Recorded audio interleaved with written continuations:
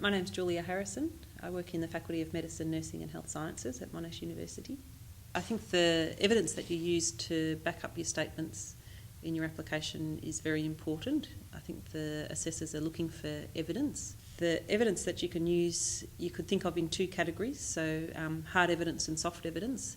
The hard evidence people could look up and check and verify, whereas the soft evidence is not verifiable.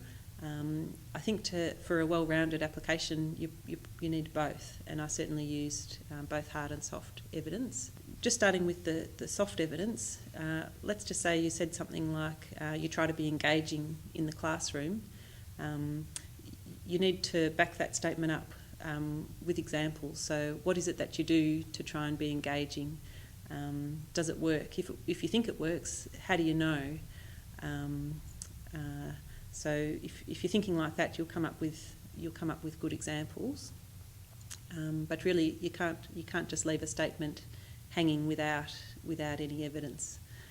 Even with your teaching philosophy, if you're giving your teaching philosophy, you have to back it up with what do you actually do to show that it's not just theory; it's also your practice.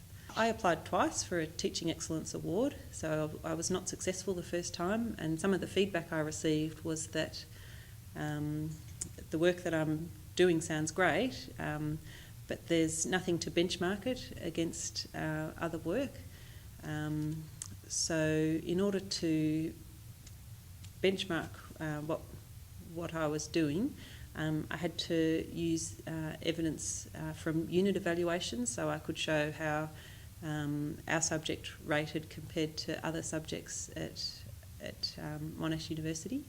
I also was involved in helping prepare a document for WHO, and there was a web link to this document, and I gave some indication of the frequency of downloads of this document as an example of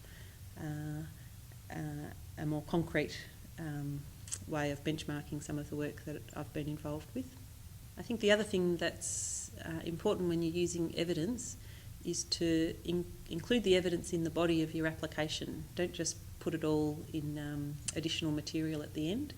So if you're making a point about your teaching and you're looking for some way to back it up, that might be the place to include a quote from a student rather than having a whole list of quotes at the end.